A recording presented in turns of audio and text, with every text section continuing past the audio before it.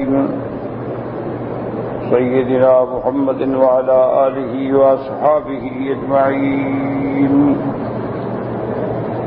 اللهم صل على سيدنا محمد وعلى آل سيدنا محمد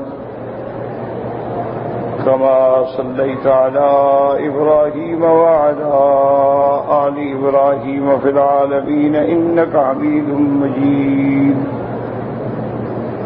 أعوذ بالله من الشيطان الرجيم. بسم الله الرحمن الرحيم. يا أيها النبي قل لأزواجك وبناتك ونساء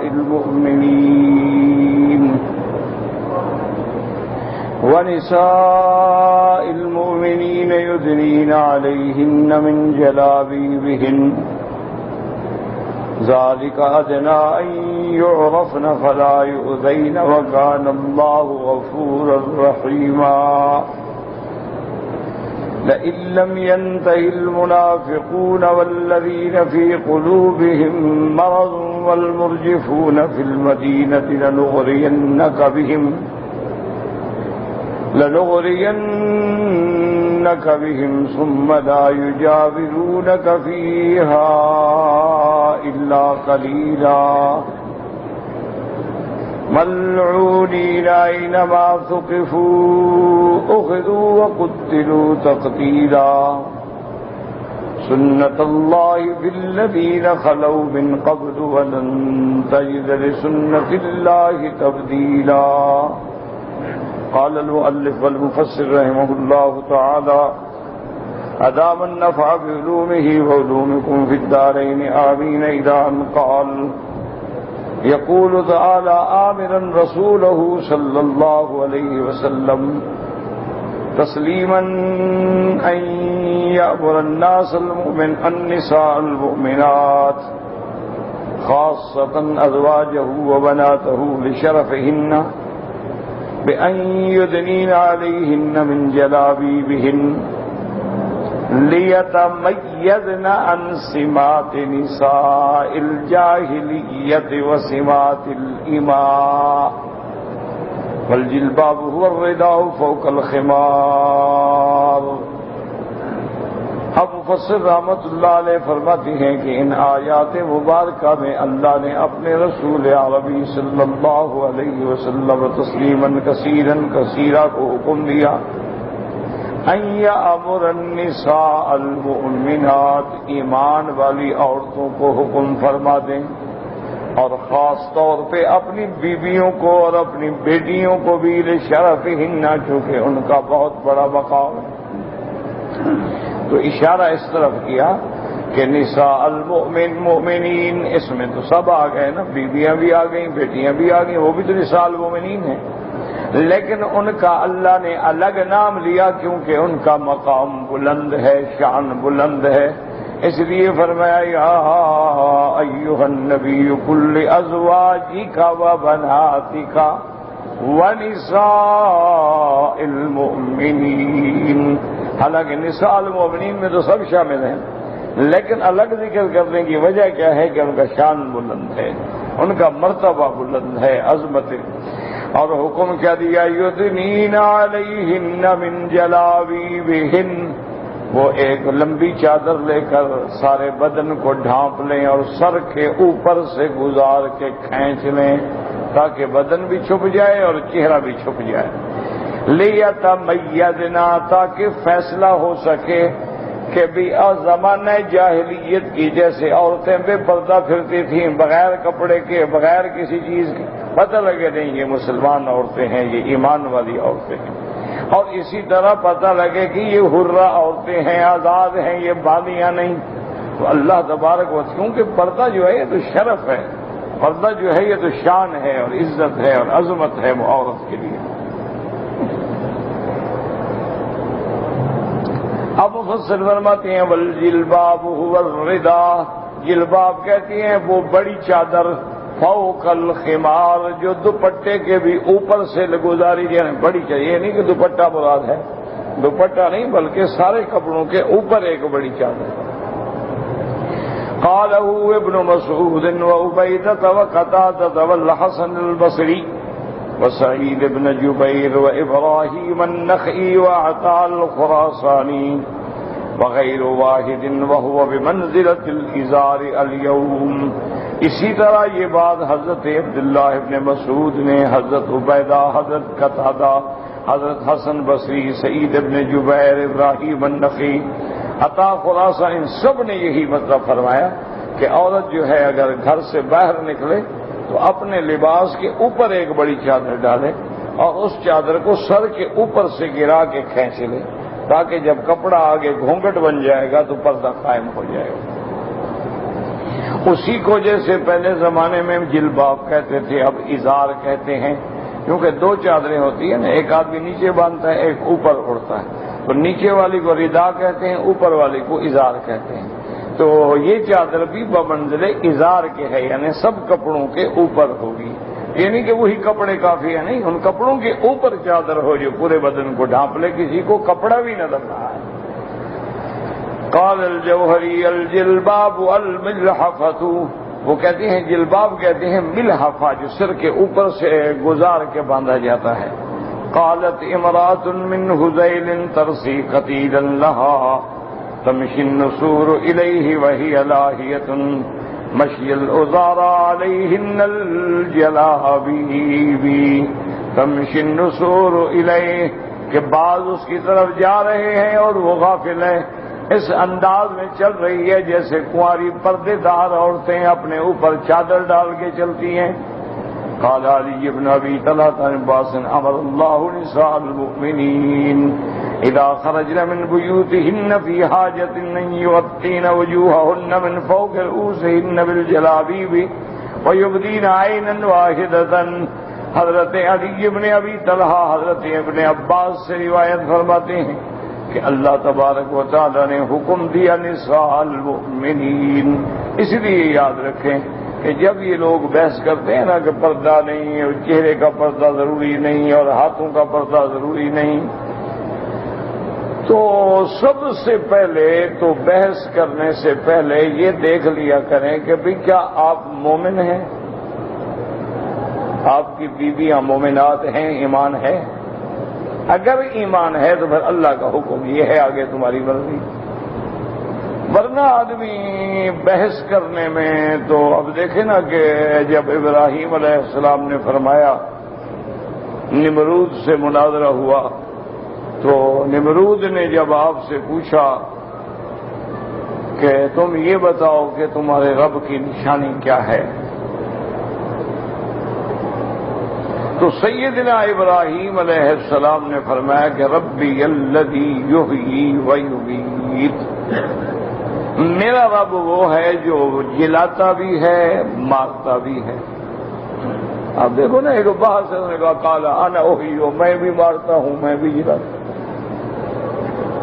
ایک ہوتی ہے بحث برائے بحث کہ کچھ کہنا ہے، وہ تو پھر بڑی بڑی موشگافیاں اور بات سے بات نکل جاتی ہے.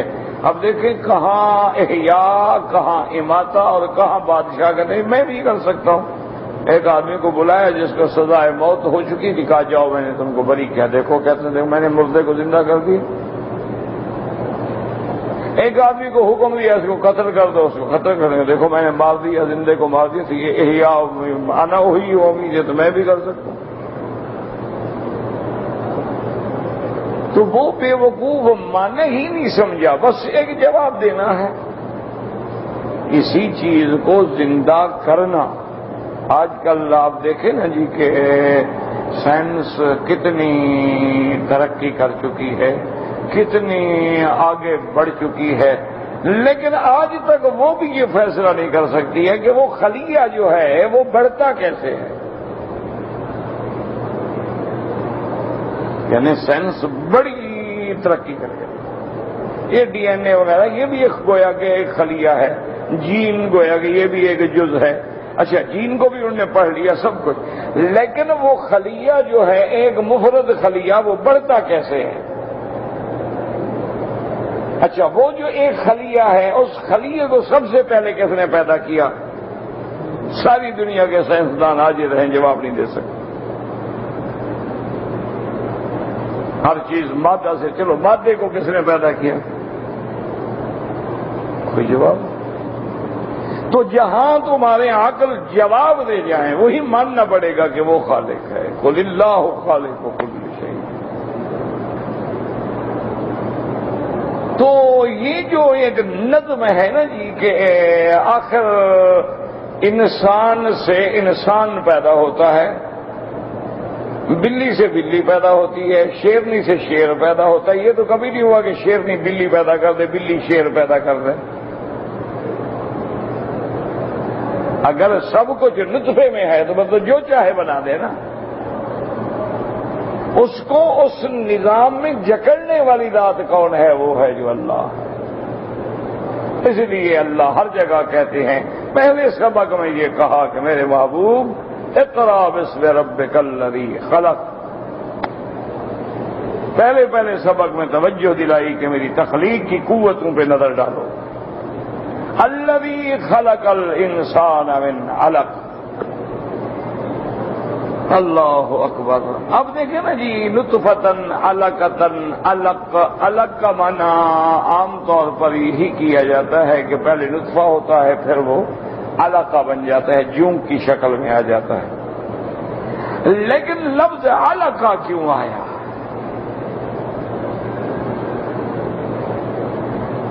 مضغہ بنا جیسے کوئی چیز آپ چبا ڈالیں، وہ جو چبانے کے بعد جو کیفیت ہوتی ہے اس کو کہتے ہیں مضغہ۔ تو یہ علقہ کا لفظ جو ہے، ٹھیک ہے جی، وہ جی جونک بن گیا، اچھا جی جونک بن گیا، تو لفظ علقہ اس پر کیوں استعمال کیا گیا؟ اور بھی تو کئی عربی میں لفظ موجود ہیں۔ تو اب سائنس نے تحقیق کی ہے، جدید ابحاث میں یہ بات ثابت ہو گئی ہے کہ جب عورت میں نطفہ ٹھہرتا ہے تو نطفہ ایک خاص کیفیت، جس کو آپ جونک کہہ لیں، جونک کہتے ہیں نا، وہ جو لگاتے ہیں بندے کا خون چوس لیتی ہے، جونک کہتے ہیں نا اس کو، اس کی جونک کی شکل اختیار کرتے ہیں تو وہ اوپر لٹک جاتا ہے، اس لیے کہتے ہیں علقہ۔ وہ ماں کی رحم میں یوں لٹک جائے، اگر نہ لٹکے تو خلاص ضائع ہو گیا، ابارشن ہو گیا، اسقاط حمل ہو گیا۔ اگر وہ اپنی جگہ پہ لٹک گیا، اب بڑھنا شروع ہوا، تو اس لیے اس کا نام قرآن نے 1400 سال پہلے بتا دیا، علقہ تھا۔ الذی خلق الانسان من علق، اگر وہ علق نہ بنے تو بچہ پیدا نہیں ہو سکتا۔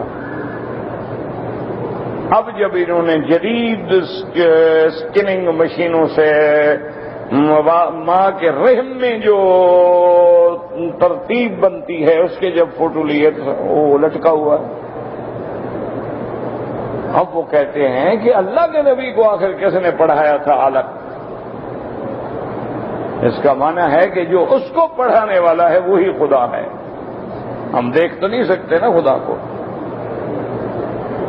تو اسی لیے ہمیشہ یاد رکھیں کہ یہ دنیا جو ٹکریں مار رہی ہے، آخر اسی نتیجے پہ آنا پڑے گا کہ بھئی کسی کو قتل کر دو، وہ تو ایک عام بندہ بھی جا کے مار ڈالتا ہے، لہذا وہ بھی نعوذ باللہ خدا ہو گیا۔ اگر نمرود مارنے سے خدا بن جاتا ہے تو روز لوگ بندوں کو مار دیتے ہیں، 50 بندہ مار ڈالتے ہیں، لہذا وہ بھی خود، پھر ان میں اور نمرود میں کیا فرق ہوا؟ اچھا، کئی لوگ ہیں جو جا کر جیل خانے توڑ کے جو وہ قیدی جن کو سزائے موت ہو گئی ہے چھڑا کے لے جاتے ہیں، لہذا وہ بھی نمرود کی طرح احیاء کی قدرت رکھیں کہ دیکھو مردے کو چھڑا لیا۔ تو یہ تو بے وقوفی والی بات ہے۔ ایک تو ہے نا جواب برائے جواب، اور جی بغیر پردے کے ساتھ پھر گزارا کیسے ہوگا؟ اگر عورت پردے میں ہوگی تو گاڑی کیسے چلائے گی؟ اور عورت پردے میں ہوگی تو وہ فٹ بال کیسے کھیلے گی؟ عورت پردے میں ہوگی تو میراتھن ریس کیسے دوڑے گی؟ عورت اگر پردے میں ہوگی تو وہ جناب بسنت کیسے منائے گی؟ تو پھر کافروں والی بات ہے، مسلمانوں والی باتیں تھے۔ اس لیے اس سے پہلے پوچھ لیا کرو کہ تم مومن ہو، ایمان ہے تمہارا، تم کلمہ پڑھتے ہو، اللہ کو مانتے ہو، تمہاری بیوی بھی مومنہ ہے یا کافرہ ہے؟ اگر کافرہ ہیں تو آؤ بحث کرتے ہیں۔ اب کافرہ عورتوں نے خود یہ بات اقرار کر لیا ہے کہ جتنا اللہ نے پردے میں ہماری عزت کی حفاظت کی ہے، بے پردہ عورت جو ہے وہ محفوظ ہو ہی نہیں سکتی۔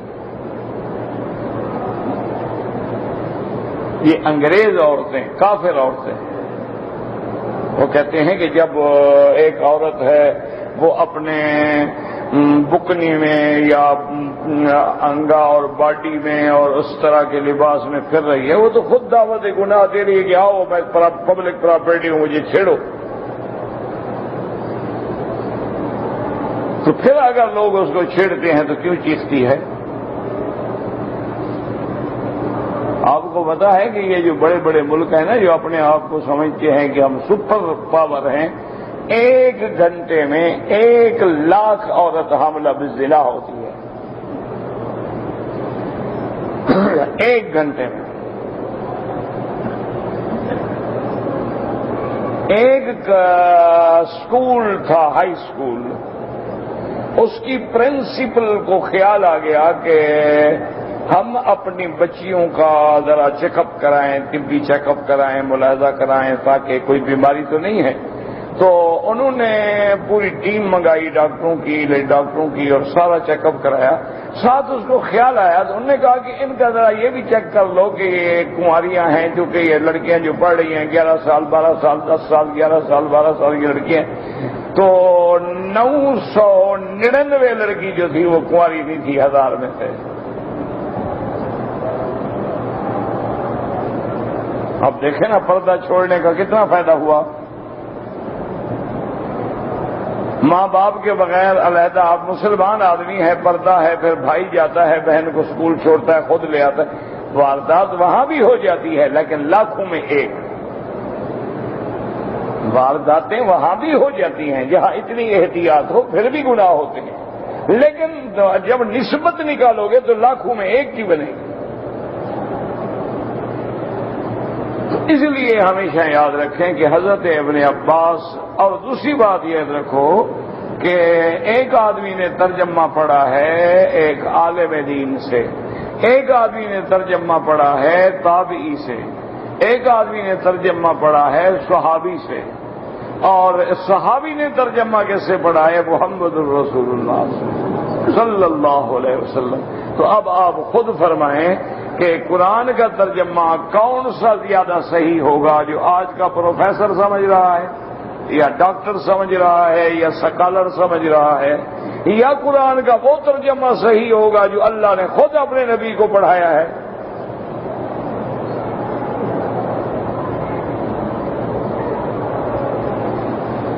اس لیے دیکھیں حضرت ابن عباس نے کس سے قرآن پڑھا ہے؟ سیدنا محمد الرسول اللہ صلی اللہ علیہ وسلم۔ تو جب ابن عباس ایک بات کہہ دے پھر کون ہو تم ترجمہ کرنے والے؟ تم کون ہو پھر ترجمہ کرنے والے؟ بھئی قرآن اترا محمد مصطفیٰ پہ، انہوں نے خود پڑھایا ابن عباس، تو بات ہی ختم ہو گئی۔ جب صاحب کتاب نے خود سمجھایا کہ بھئی کتاب میں جو لفظ ہے اس کا معنی یہ ہے، ایک آج ہم ٹکریں مار مار کے سمجھیں کہ جی جلباب کا کیا معنی ہے، اور یہ تو اس لیے تھا کہ بس ذرا فرق پڑ سکے کہ بھی یہ آزاد عورت ہے اور یہ باندھی ہے، ان میں امتیاز کرنے کے لیے پردے کا حکم دیا گیا تھا۔ آج کل تو باندیاں ہیں ہی نہیں، آج کل ہمارے لوگوں نے قرآن سمجھا ہے نا، انہوں نے اسی طرح سمجھا۔ وہ کہتے ہیں جناب مولوی صاحب یہ ہے کہ ذالک ادنا ان یعرفن فلا یؤذین، یہ حکم اس لیے ہم دے رہے ہیں کہ پہچانی جائے کہ یہ شریف عورت ہے، باندھی نہیں ہے، تاکہ اس کو کوئی ایذا نہ دے سکے، کوئی آوارہ چھیڑ نہ سکے۔ کہتے ہیں آج کل تو باندیاں ہے نہیں، لہذا پردے کی کیا ضرورت ہے؟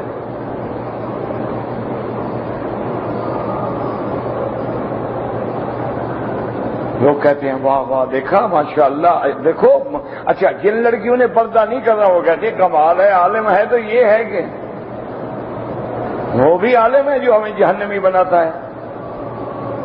وہ بھی عالم ہے جو روز ہم پہ لانتے بھیجتا ہے، وہ کہاں کا عالم ہے؟ عالم تو یہ ہے نا، دیکھو مسئلہ نکالا ہے نا کہ آپ وہ باندھے ہی نہیں ہے، تو آپ فرق کرنے کی کیا بات یہ تھی کہ اس زمانے میں باندیوں کو چھیڑا جاتا تھا۔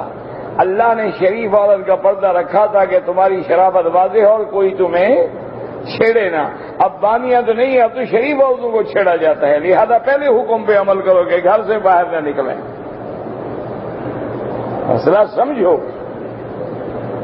یہ حکم کیوں دیا گیا تھا کہ ذالک ادنی ان یعرفن فلا یؤذین، تاکہ انہیں کوئی ایذا نہ پہنچائے، کوئی جملہ نہ کسے، کوئی سیٹی نہ مارے، کوئی اشارے نہ کرے، کوئی آنکھ مٹکا نہ کرے، کوئی ان کے آگے آگے فلمی ڈیلاگ نہ مارے۔ تو یہ تو اس دور، اب تو شریف اور سڑک پہ نہیں گزر سکتی، اب تو اس کو ایذا سے بچانے کا طریقہ یہ ہے کہ گھر سے باہر نہ نکلیں۔ یہ تو سرزمین حرم ہے نا، اللہ کا گھر ہے، حرم ہے، امن ہے، آمن ہے۔ اب بھی یہ عالم ہے کہ آپ کسی بھی سڑک پر کھڑے ہو جائیں، ایک اکیلی عورت کو کہیں کہ ذرا پیدل چل کے دکھاتے، اور وہ بھی پردے والی ہو، پیچھے 20 آدمی ہارن دیں گے، کئی ساتھ آگے گاڑی روک دیں گے، وہ نہ بھی بیٹھنا چاہے آگے جا کے پھر یوں گاڑی کھڑی کر دیں گے۔ یہ تو یہاں ہو رہا ہے تو ہمارے ہاں کیا ہوگا؟ انا للہ و انا الیہ راجعون۔ اور ہمارے جو روکنے والے ہیں وہ بھی کوئی غریب ہو تو اس کو مسئلہ بتاتے ہیں، امیر عورت ہو تو الٹا ہاتھ منہ میں مارے گی، مولوی صاحب دا کر کے چلے جائیں گے۔ وہی جو زمانہ ابتدا میں تھا کہ بڑوں کو مسئلہ کوئی نہیں بتاتا، غریب آدمی ہو اس پر لیے سارے احکام، سارے دفعات جاری ہو جائیں گے۔ اگر پڑھا لکھا ہو کعبے کے سامنے کھڑے ہو کے فوٹو کھینچے، جو مرضی ہے کرے، حتیم کی دیوار پہ چڑھ جائے۔ بس دعا کرو اللہ ہم پہ رحم کرے، ہمارے گناہ ہیں، کسی کی کوئی قصور نہیں، لہا ما کسبت ولکم ما کسبتم، ہمارے اپنے اعمال ہیں جو ہمارے سامنے۔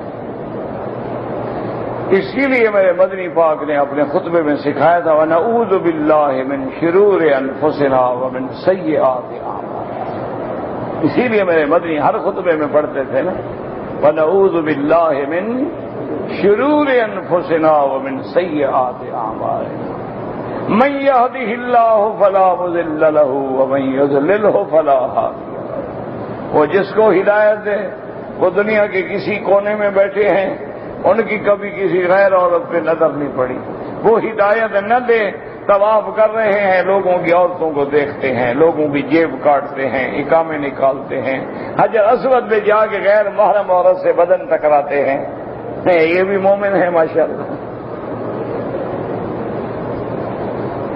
بس انا للہ و انا الیہ راجعون، اور کوئی حل نہیں ماں سوا اللہ کے آگے رونے، بس اللہ کے آگے رونا شروع کرو۔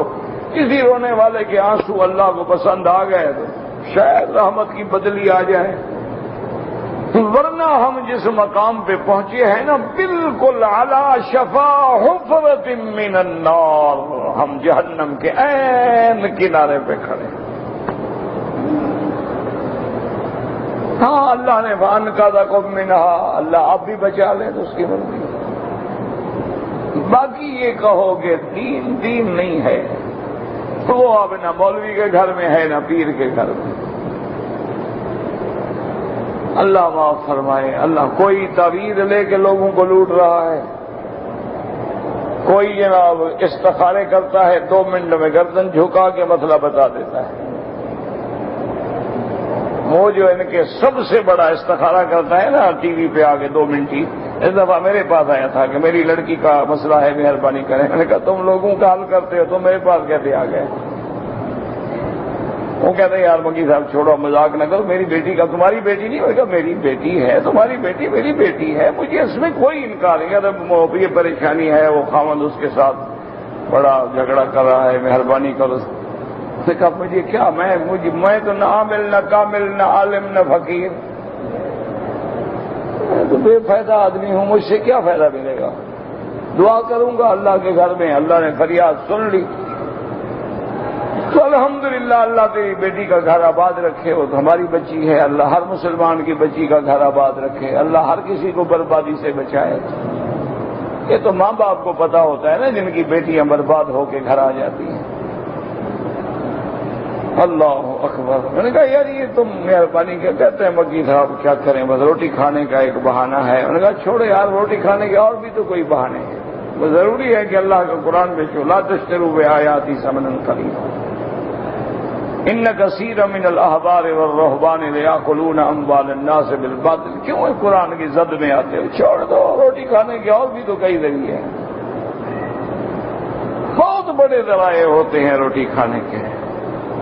اللہ دینے پہ آئے نا، اس کے آگے کوئی مشکل نہیں ہوتی، بس دعا کرو ذرا اللہ پہ ایمان ہو جائے گا، ورنہ پیسہ ویسا کچھ بھی نہیں ہے۔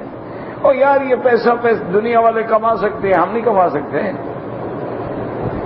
ان کے پاس کچھ زیادہ عقل ہوتا ہے، یہ دنیا پہ کما لیتے ہیں۔ تو ایک عالم دین جو تفسیر پڑھاتا ہے، پڑھتا ہے، لکھتا ہے، وہ نہیں کما سکتا، اتنا پاگل ہو گیا ہو۔ لیکن الحمدللہ ثم الحمدللہ رضینا قسمت الجبار فینا،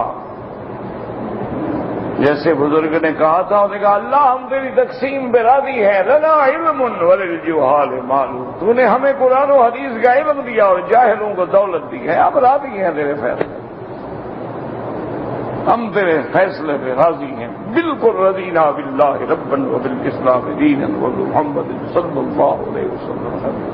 تو اس لیے جھگڑا نہ کیا کرو، جب کوئی مسئلہ ہو نا پردے کا، اس کو کہو میرا بھائی بات سنو، تو مسلمان ہو، وہ کہے ہاں جی، کو بس یہ قرآن کا حکم ہے، مسلمان آگے بحث نہیں کرتا، اللہ کا حکم بس خلاص، رسول پاک نے فرما دیا ختم، مسلمان کیا بھائی؟ پھر یہ نہیں کہ یہ اللہ بھی فرماتے ہیں رسول، لیکن جی اگر کریں گے تو مگر کیسے چلیں گے؟ یہ اگر مگر اسلام میں نہیں ہے، یہ پھر کفر میں ہے، اس کا اسلام سے کوئی تعلق نہیں۔ جب اسلام میں پردہ تھا، قرآن پہ عمل تھا، حضور کی زندگی میں 10 لاکھ مربع میل پہ اسلام پھیل گیا۔ تم نے کتنا پھیلایا ہے؟ جو پہلا ملک ہے وہ بھی دے رہے ہو۔ صحابہ کے زمانے میں، سیدنا عثمان کے زمانے میں 80 لاکھ مربع میل پہ اسلام کا پرچم لہرا گیا۔ تو اس وقت تو بینک نہیں تھے، انہوں نے کیسے ملک چلا دیا؟ اب کہتا ہے نا ہمارا پڑھا لکھا طبقہ، سر اگر بینکنگ سسٹم نہیں ہوگا تو ہمارا ملک کیسے چلے گا؟ ملک اس طرح چلے گا جس طرح عمر نے چلایا تھا کہ بسم اللہ الرحمن الرحیم من امیر المؤمنین عمر الی بحر النیل، اب دریائے نیل میں تمہیں حکم دیتا ہوں چلو۔ جب تم اللہ کے بن جاؤ گے، اللہ زمین سے تمہیں دولت دے گا۔ جب تم اللہ کے بن جاؤ گے، اللہ تیرے تھوڑے پیسے میں برکت ڈال دیں گے۔ جب تم اللہ کے بن جاؤ گے، ساری دنیا کے بینک تیرے دروازے پہ پڑے ہوں گے۔ آج بھی میں ذمہ داری سے کہتا ہوں، مسلمان ملک صرف اپنا پیسہ نکال لیں تو کافروں کے ملک 24 گھنٹے کے بعد دھڑن تختہ ہو گئے، ٹوٹے ٹوٹے ہو جائیں۔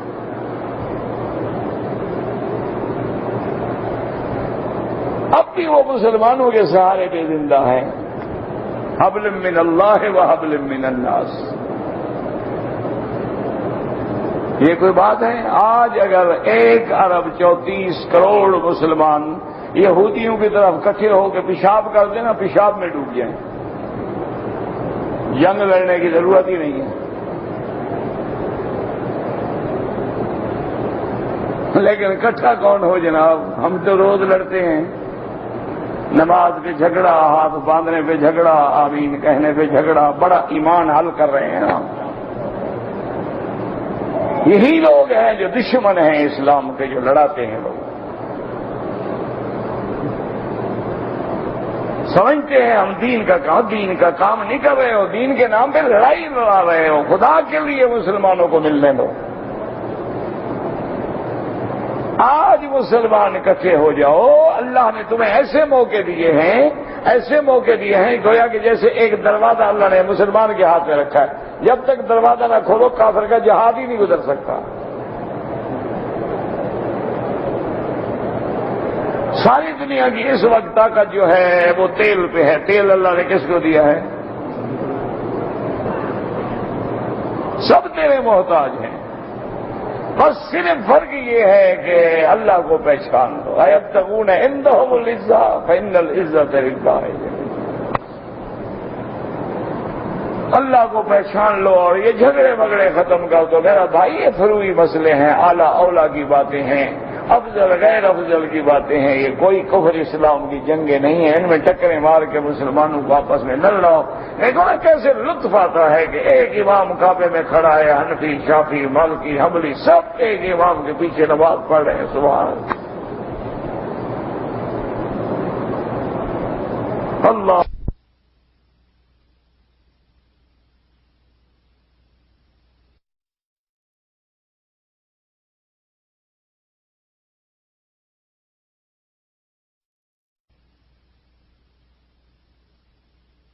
اقبال کب کہہ گیا تھا؟ وہ تو ایک کلندر ملنگ آدمی تھا، کوئی ولی اللہ نہیں تھا اقبال۔ یہ تو لوگوں نے پتہ نہیں کیا بنا رکھا ہے، شاعر تھا، اچھا آدمی تھا، اللہ اس کی قبر پہ رحمت کرے۔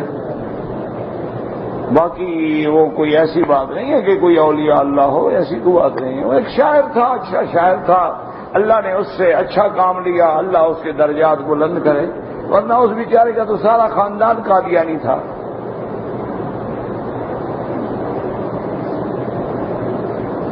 یہ تو اس پہ اللہ کا کرم ہو گیا، کچھ اچھے لوگوں کی صحبت مل گئی، بچ گیا، ورنہ اس کا تو سارا خاندان ہی قادیانی تھا۔ اچھا وہ خود کون تھا جس کو انگریزوں نے ڈاکٹر کا خطاب دیا تھا؟ انگریز اچھے لوگوں کو ڈاکٹر بنائے گا؟ اس کو کہو ذرا مجھے بھی تو لے کے دے دو ایک خطاب، مجھے تو ویزا نہیں دیتے، خطاب تو بڑی بات ہے۔ یہ جتنے ڈاکٹر ہوتے ہیں نا، ڈاکٹر، سر، شمس العلماء، مخدوم الملک، یہ سب انگریزوں کے خطاب ہیں، ٹوڈی تھے ان کے، یہ ان کا کام کرتے تھے۔ بعد میں جب وہ چلے گیا تو یہ بھی بدل گئے، آقا چلا گیا تو نیا مخدوم آ گیا تو مرید بھی نئے ہو گئے، ورنہ سارے جو خطاب تھے نا ہمارے بڑے بڑے مولوی، شمس العلماء، خطاب دینے والا کون ہے؟ انگریز۔ مسیح الملک کس نے خطاب دیا تھا جناب؟ حضرت امام ابو حنیفہ نے خطاب دیا تھا۔ چھوڑیں باتیں، یہ اگر یہ کہانی کھولو گے نا تو حمام میں سب ننگے ہیں، کسی کا کچھ بھی نہیں بچتا، پھر نہ مولوی بچتا ہے نہ پیر بچتا ہے۔ یہ جتنے تمہارے بڑے بڑے پیر ہیں نا، ان سب نے انگریزوں کی دربار میں عرضیاں لکھی تھیں کہ حضور کا سایہ ہما ہمارے سروں پہ قائم رہے، آپ کا ظل الہی میں شیر اور بکری اکٹھا پانی پیتی ہے، آپ کی حکومت کو بچانے کے لیے رات کی تہجد میں ہم دعائیں کرتے ہیں۔ ایسے نہیں زمینیں ملی، ہمیں کیوں نہیں دے گئے؟ وہ جب انگریز خوش ہوتا تھا وہ کہتا تھا گھوڑے پہ بیٹھ جاؤ پیر صاحب، گھوڑا دوڑاؤ، جہاں تمہارا گھوڑا تھکے نہ وہاں تک زمین تمہاری۔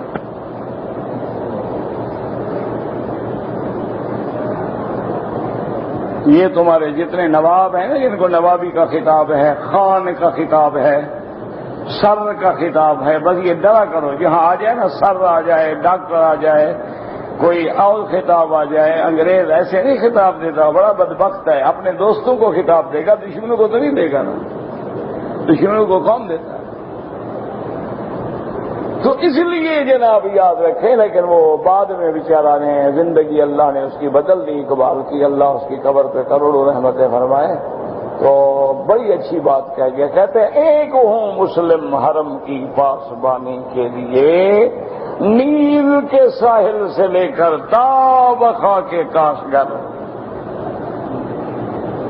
آج وہ ریاستیں آزاد ہیں، خدا کرے مسلمانوں کا اللہ اور غلبہ کرے، اللہ تبارک. اور دیکھو نا ایسے وہ نقشہ دیکھو نا، یہ جتنی اسٹیٹ ہے نا، ایسے معلوم ہوتا ہے کہ ایک اللہ نے ہار پرویا ہوا ہے حرم کے ارد گرد، کہ ساری مسلمان قوتیں اکٹھی ہوں، اللہ حرم کی شان بڑھائے. دعا کریں. یہ حکومت کوشش کر رہی ہے ہر لحاظ سے اسلام اور مسلمانوں کو جوڑنے کی، اللہ ان کو مزید توفیق دے. ہمیشہ کوشش کرتے ہیں، جہاں جھگڑا ہوتا ہے بلاتے ہیں، کوشش کرتے ہیں، کعبے میں بٹھاتے ہیں، صلح کرواتے ہیں. اللہ مزید توفیق دے. باقی جتنا کسی کے بس میں ہے اتنی کرتا ہے نا جی. اب ہم کعبے سے نکل کے ہم پھر گئے تو یہ کیا کریں؟ ورنہ الحمدللہ انہوں نے ہر جگہ غیر مسلموں کے مقابلے پر اسلام کا ساتھ دیا. ہر مقام پہ مسجدیں کھڑی کر کے اسلام کی شوکت کو بلند کر دیا. کوئی دنیا کا ملک نہیں جہاں آپ کو مسجد نظر نہ آئے، اور جہاں مسجد نظر آئے گی وہ سعودی حکومتیں بنائی ہے. ایک طریقہ ہے نا اسلام کے ظاہر کرنے کا کہ دور سے آدمی کو مینار نظر آتا ہے، کیا ہے بھائی؟ کا مسجد. اچھا مسجد کیا ہوتی ہے؟ وہ یار مسلمانوں کی بات تعارف ہو گیا نا، وہ کام بن گیا نا.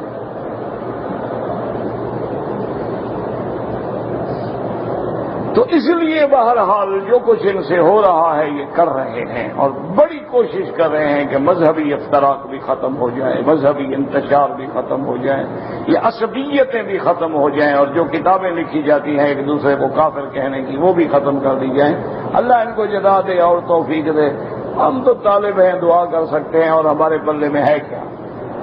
ہم تو ایک طالب العلم ہوتے ہیں، طالب العلم تو دعا ہی کر سکتا ہے اور کیا کر. تو آپ دیکھیں ابن عباس جس نے قرآن کس سے پڑھا ہے، نبی پاک سے، کیا ترجمہ کر رہے ہیں. ان ابن عباس امر اللہ نساء المؤمنین. بس اس لفظ کو یاد رکھنا، اللہ نے کس عورتوں کو حکم دیا؟ مومن عورتوں کو، ایمان والی عورتوں کو، مومن مردوں کی عورتوں کو. کیا؟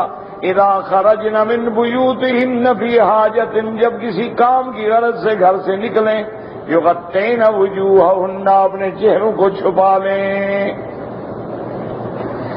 من فوق رؤوسہن بالجلابیب، یعنی چادر کو ایسے ڈالیں سر کے اوپر سے آگے کھینچ لیں جیسے گھونگھٹ بن جاتا ہے، چہرہ چھپا لیں. وَيُبْدِينَ عَيْنًا وَاحِدَةً، اور صرف ایک آنکھ ظاہر رکھیں، بس راستہ دیکھ سکیں.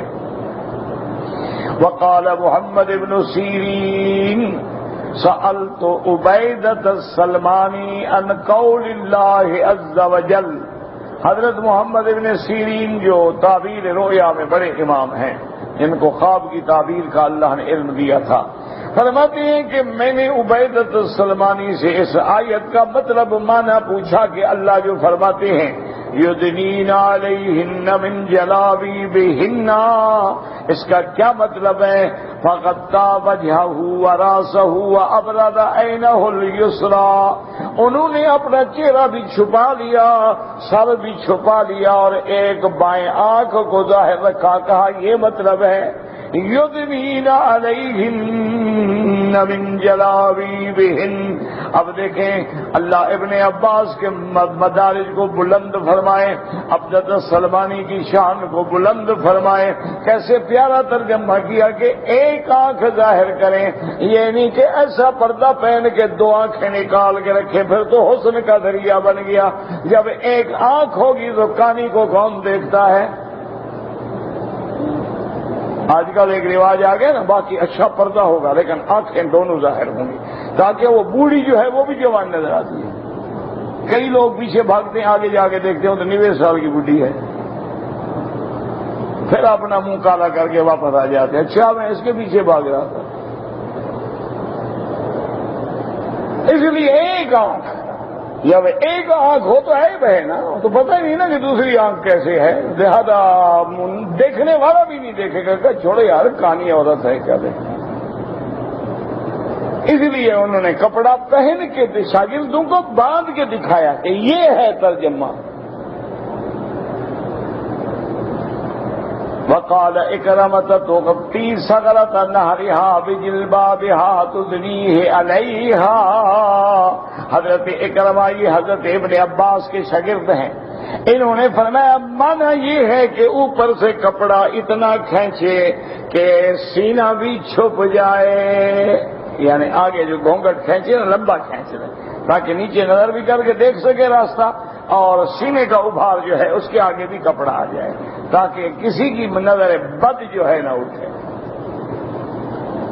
وقال ابن ابی حاتم حدثنا ابو عبد الله الزهراني فيما كتب الي حدثنا عبد الرزاق قال اخبرنا معمر عن ابن خصيم عن صفية بنت شيبة عن ام سلمة رضي الله تعالى عنها قالت لما نزلت هذه الآية يدنين عليهن من جلابيبهن خرج نساء الأنصار كأن على رؤوسهن الغربان من السكينة وعليهن أكسية سود يلبسنها۔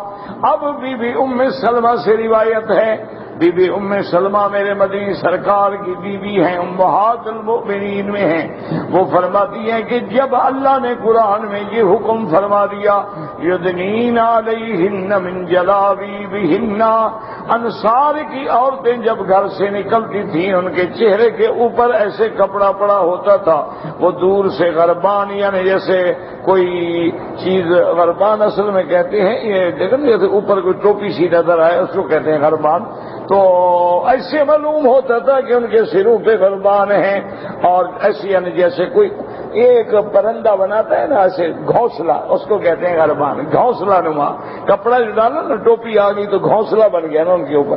اور فرمایا اکثر انصار کی عورتیں سیاہ رنگ کی چادریں اوڑھ لیتی تھیں، یعنی اکسیتن سود یلبسنہا، سیاہ رنگ کی اب چادریں بڑی بڑی اوڑھ کے۔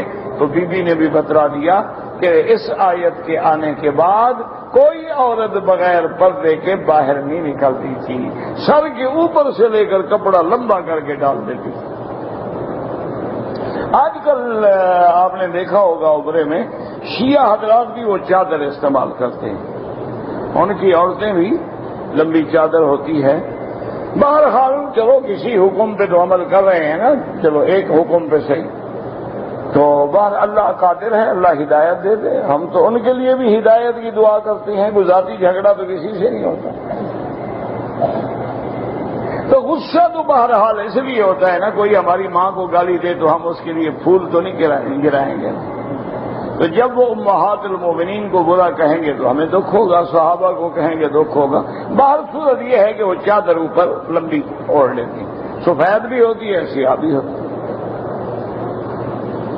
وقال ابن ابی حاتم حدثنا ابی قال حدثنا ابو صالح قال حدثني الليث قال حدثنا يونس بن يزيد قال وسألناه يعني الزهري هل على الوليدة خمار متزوجة أو غير متزوجة قال عليه الخمار إن كانت متزوجة وتنهى عن الجلباب لأنه يكره لهن أن يتشبهن بالحرائر المحسنات وقد قال الله تعالى يا أيها النبي قل لأزواجك وبناتك ونساء المؤمنين يدنين عليهن من جلابيبهن۔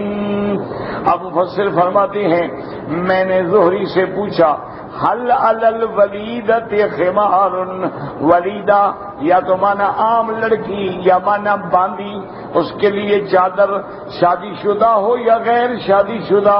قال علیہ الخمار، انہوں نے فرمایا کہ ہاں بالغ ہو تو اس پہ لازمی ہے۔ وتنہا عن الجلباب، لیکن وہ اس طرح پردہ نہ کرے جس طرح شریف عورتیں پردہ کرتی ہیں، تاکہ فرق معلوم ہو حرہ میں اور بامی میں، حرہ میں اور ولیدہ میں، تاکہ وہ ان کے مشابہ نہ ہو جائیں جو حرائر ہیں، جو محسنات ہیں۔ اللہ نے حکم فرمایا کل ازواجک و بناتک و نساء المؤمنین یدنین علیہن من جلابیبہن۔ وروان سفیان الثوری انه قال لا بأس بالنظر الى زینت نساء اہل الذمة وَإِنَّمَا نَهَى عَنْ ذَلِكَ لِخَوْفِ الْفِتْنَةِ لَا لِحُرْمَتِهِنَّ۔ حضرت سفیان ثوری فرماتے تھے کہ اگر موقع زینت یعنی اہل ذمہ جن کافروں سے ہمارا معاہدہ ہو جائے، وہ ذمی بن جائیں، وہ فرماتے تھے کہ ان کے چہرے پہ نظر ڈالنا یا ہاتھوں پہ نظر ڈالنا جائز ہے، کیونکہ ان کے لیے اللہ نے ہمیں صرف اس لیے فرمایا تھا کہ ہم فتنے میں نہ پڑیں، ورنہ یہ تھوڑا ہے کہ ان کی ہماری حرمت ہے۔ کافر تو کافر ہے، یہ حکم مومنہ عورتوں کے لیے ہے، کافرہ اور مومنہ میں ایک بڑا فرق ہے۔ لیکن بہرحال جہاں فتنے کا خوف ہوگا تو وہاں عورت کافرہ سے بھی بچنا ہوگا۔ واستدل بقوله تبارك وتعالى ونساء المؤمنين وقوله ذلك أدنى أن يعرفن فلا يؤذين، أي إذا فعلن ذلك عرفن أنهن حرائر ليس بإماء ولا أظاهر۔ اللہ نے فرمایا جب ایک شریف عورت پردہ کر کے نکلے گی تو لوگوں کو پتہ لگ جائے گا کہ یہ شریفہ ہے، حرہ ہے، یہ نہ باندھی ہے نہ زانیہ عورت ہے۔ تو پردے کے بغیر تو وہ نکلتی ہیں جو اواہر ہوتی ہیں، زانیہ ہوتی ہیں، جو بدکماش عورتیں ہوتی ہیں۔ تو اللہ نے تو پردہ رکھا اس لیے ہے کہ تاکہ دونوں کے درمیان میں امتیاز ہو جائے، فیصلہ ہو جائے، تاکہ محسنات، حرائر اور اواہر میں فرق آ سکے۔ اس لیے فرمایا یا ایھا النبی قل لازواجک وبناتک ونساء المؤمنین یدنین علیہن من جلابیبہن ذلك أدنى أن يعرفن فلا يؤذين۔ قال كان ناس من فساق أهل المدينة يخرجون بالليل حين يختلط الظلام إلى طرق المدينة ويعرضون للنساء، وكانت مساكن أهل المدينة ضيقة، فإذا كان الليل خرج النساء إلى الطرق يقضين حاجتهن، وكان أولئك الفساق يبتغون ذلك منهن، فإذا رأوا المرأة عليها جلباب قالوا هذه هرة فكفوا عنها، وإذا رأوا المرأة ليس عليها جلباب قالوا هذه أمة فوثبوا عليها۔ قال مجاہد يتجلبين فيعلم أنهن حرائر فلا يتعرض لهن فاسق بأذى ولا ريبة۔ اب اس روایت میں آتا ہے کہ کافی لوگ وہاں مدینے میں رہنے والے جو فاسق فاجر لوگ تھے، جو شہدے لوگ تھے، جو آوارہ لوگ تھے، وہ رات کو راستے میں بیٹھ جاتے تھے۔ جب عورتیں بیچاری چونکہ مدینے کے مکان چھوٹے تھے، وہاں حمامات بنے ہوئے نہیں تھے، تو عورتیں اپنی ضرورت پوری کرنے کے لیے باہر نکل جاتی تھیں دور۔ اب وہ فاسق انتظار میں ہوتے، جب پردہ دیکھتے تو اس کو نہیں چھیڑتے تھے، اگر بغیر پردے کی عورت ہوتی تو اس کو پکڑ لیتے تھے۔ تو اس لیے اللہ نے فیصلہ فرما دیا کہ عزت والی عورت جو ہے وہ بغیر پردے کے باہر نہیں نکل سکتی ہے۔ اور یہ تو عامہ ہو یا عام عورتیں ہیں یا فاسقہ ہیں، خبیثہ ہیں، فاجرہ ہیں، لیکن یہ معنی نہیں کہ ان کو اجازت ہے کہ وہ باندیوں کو چھیڑتے رہیں، ان کے لیے آگے اپنا حکم پڑیں گے۔ اللہ نے اتنا سخت حکم دیا کہ ان کو پکڑو اور ان کو مارو۔ وقال مجاہد یتجلبنا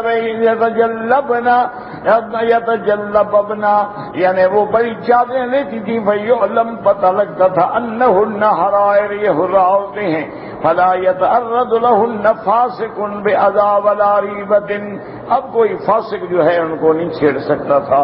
اللہ تبارک و تعالی ہمیں قرآن و حدیث کے پڑھنے، سمجھنے اور عمل کرنے کی توفیق۔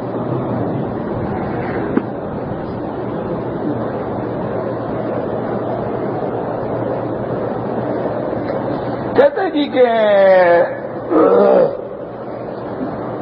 انسان جب مر جاتا ہے تو قبر میں سوال جواب ہوتا ہے۔ بالکل صحیح حدیث میں ہے کہ انسان جب فوت ہو جاتا ہے تو اللہ کے فرشتے آتے ہیں اور سوال کرتے ہیں، اور 3 سوال ہوتے ہیں۔ من ربوں کا، تیرا رب کون؟ ما دینوں کا، تیرا دین کیا؟ ما تقول فی حق ھذا الرجل، اس نبی کے بارے میں تیرا کیا ایمان ہے جس کو اللہ نے بھیجا تھا؟ یہ 3 سوال ہیں۔ مسلمان جواب میں کہتا ہے ربی اللہ، میرا رب میرا اللہ ہے، دینی الاسلام، میرا دین اسلام ہے، اور جس کو اللہ نے بھیجا ہے محمد الرسول اللہ، وہ محمد مصطفیٰ ہیں، اللہ کے رسول۔ اسی لیے یہ سوال کافر سے بھی ہوتا ہے کہ من ربوں کا، تیرا رب کون ہے؟ کافر کہے گا ہاں ہاں لا ادری، مجھے پتہ نہیں۔ کیوں؟ جس کے سینکڑے ہوں، اب کس کس کو یاد کرے؟ ما دینوں کا، تیرا دین کیا ہے؟ کہے گا ہاں ہاں لا ادری۔ ما تقول فی حق ھذا الرجل، کہے گا ہاں ہاں لا ادری۔ اب یہ کہتے ہیں کیا نبی اور رسول سے بھی سوال ہوگا؟ ہاں، سب سے ہوگا۔ جیسے تم نماز پڑھتے ہو، نبی نماز نہیں پڑھتے۔ جیسے تم پر روزہ فرض ہے، انبیاء پر روزہ فرض نہیں ہے۔ جیسے تم نماز میں درود پڑھتے ہو اللہم صلی علی محمد، اللہ کا نبی بھی تو اپنے اوپر درود پڑھے گا نا، اللہم صلی علی محمد۔ جیسے تم کلمہ شہادت پڑھتے ہو لا الہ الا اللہ محمد الرسول اللہ، اشہد ان لا الہ الا اللہ اشہد ان محمد، اسی طرح اللہ کا نبی بھی پڑھے گا۔ تو معنی یہ ہوا کہ احکام سب پہ جاری ہوں، باقی اس میں شک ہی نہیں ہے کہ اللہ کے نبی تو پاک ہیں، معصوم ہیں، ان کا جواب تو حق ہی حق ہے اور صدق ہی صدق ہے، لیکن لفظ مطلق ہے کہ سب سے سوال ہوگا۔ کہ اگر کوئی بندہ رابق سے، رابق نہیں ہے لفظ، لفظ ہے رابق، غین کے ساتھ، کاف کے ساتھ نہیں ہے رابق، لفظ رابق ہے، تو بہرحال وہ رابق جو ہے نا جی میقات کے اس طرف ہے، کیونکہ جوفہ پہلے ہے پھر رابق ہے، تو آپ وہاں سے احرام باندھ کے آئیں، حج افراد کا باندھیں، جو تمتع کریں، قران کریں۔ اگر آپ 8-10 دن پہلے آ جاتے ہیں چوری، تو اب اگر احرام باندھنا ہوگا تو آپ کو پھر حد حرم سے باہر جا کے احرام باندھنا ہوگا، آپ حد حرم سے نہیں باندھیں گے۔ حد حرم سے وہ باندھیں گے جو اب مکے میں آگے داخل ہو گئے، آپ تو آئے باہر سے ہیں، اس لیے پھر آپ کو باہر نکل کے احرام باندھنا ہوگا۔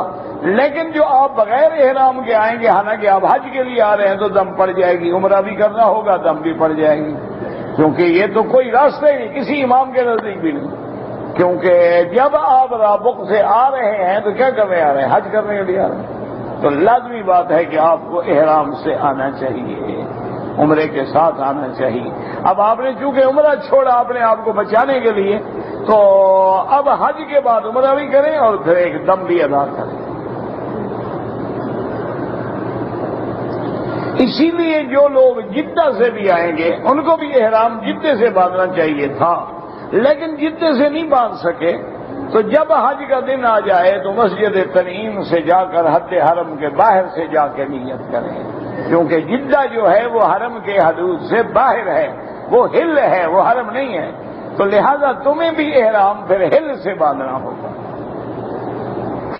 حنفی مسلک میں اگر مغرب کی اذان ہو جائے تو 2 رکعت واجب الطواف ادا کر سکتے ہیں، کوئی مسئلہ نہیں، کیونکہ بس وہ بھی تو اس حدیث پہ عمل کرتے ہیں نا کہ عصر کے بعد نماز نہ پڑھو جب تک سورج نہ ڈوب جائے، سورج ڈوب گیا ہے ختم، پڑھ سکتے ہیں، لیکن افضل ان کے نزدیک یہ ہے کہ مغرب کی نماز کے بعد پڑھو۔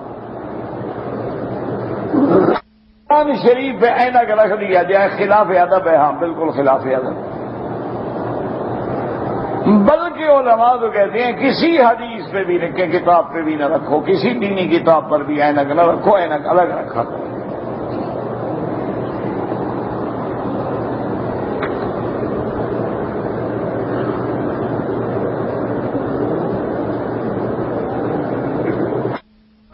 بعد کہتے جی میری شادی کو 12 سال ہو گئے ہیں، 3 بچوں کا باپ ہوں، میری بیوی شروع سے نافرمان ہے، گستاخ ہے، 3 بچے تو تمہیں جن دیے ہیں، پھر نافرمان کیسے ہوئی؟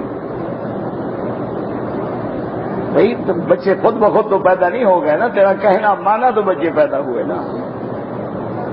اچھا بہرحال کہتے میں نے بڑی کوشش کی، اس نے کہا مجھے طلاق دو تو دوسری شادی کر لو۔ میں نے دوسری شادی کر لی، اس کو 1 طلاق میں نے بھیج دی۔ اب 1 مہینے کے اندر اس نے کہا مجھے دوسری اور تیسری طلاق بھی دو۔ بچوں کو لے کے گھر سے غائب ہو گئی۔ میں نے بطریہ رجسٹری دوسری اور تیسری طلاق بھی بھیج دی۔ اب کام پکا ہو گیا، 3 طلاقیں ہو گئی۔ اب سلو کرنا چاہتی ہے تو اب حلالہ کرنا ہوگا، لیکن حلالہ اس آدمی سے کراؤ جو نکاح کر کے طلاق نہ دے، کرائے کا نہ ہو۔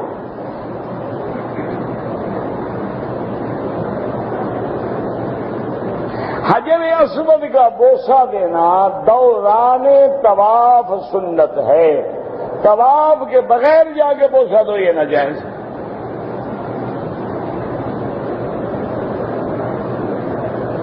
فجر کی نماز اگر ہم مسجد میں پہنچیں اور نماز کھڑی ہو جائے، آپ نماز میں مل جائیں، جب امام سلام پھیر لے کھڑے ہو گئے تو سنت پڑھ لیں، اور اگر آپ نے مسجد میں بیٹھنا ہے تو پھر سورج نکلنے کے بعد 2 رکعت پڑھ لیں، جانا ہے اسی وقت پڑھ لیں، کیونکہ یہ 2 رکعت سنت میرے مدنی پاک کو بڑی محبوب تھی، اس لیے اس کو نہ چھوڑا کریں، ورنہ سنت کی قضا نہیں ہوتی، اللہ سنن مؤکدہ کی قضا ہوتی، وہ بھی احناف کے نزدیک، لیکن یہ 2 سنتیں حضور کو بہت محبوب ہیں، ہر حال میں پڑھا کرو، تو لہذا نماز کے فوراً بعد کھڑے ہو کے پڑھ لو یا سورج نکلنے کے بعد پڑھ لو۔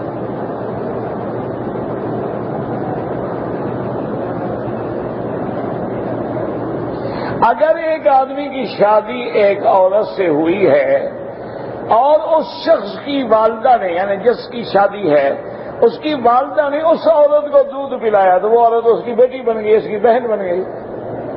اس کے کٹھے پلایا ہو یا کٹھے نہ پلایا یہ تو شرط نہیں ہے، جب دودھ پلایا چاہے تم سے پہلے جتنے بچے ہیں وہ بھی اس کے بہن بھائی بن گئے، بعد میں ہے وہ بھی بہن بھائی بن گئے، کٹھے پلانا ضروری نہیں ہوتا۔ بہرحال اب وہ عورت تمہاری بیوی نہیں بن سکتی، فوراً علیحدگی اختیار کرو اور توبہ کرو۔ کہتے تھے کہ انسان اور جن میں کیا رشتہ ہے جو میرے اور آپ کے درمیان میں ہے؟ نہیں سمجھ آیا؟ یعنی میں انسان ہوں، آپ جن ہیں، یہ رشتہ ہے۔ اللہ کے بندے، جن الگ مخلوق ہے، انسان الگ مخلوق ہے، کیا رشتہ ہے؟ کوئی رشتہ نہیں۔ وہ آگ سے پیدا ہوا، مٹی سے پیدا ہوا، اصل بھی دونوں کی الگ ہے، کیا رشتہ ہے؟ کوئی رشتہ نہیں ہے انسان۔ آپ نے رشتہ داری کرنی ہے تو ڈھونڈ لو کسی جن کو، انشاءاللہ سمجھ جو آ جائے گی 1 ہفتے میں۔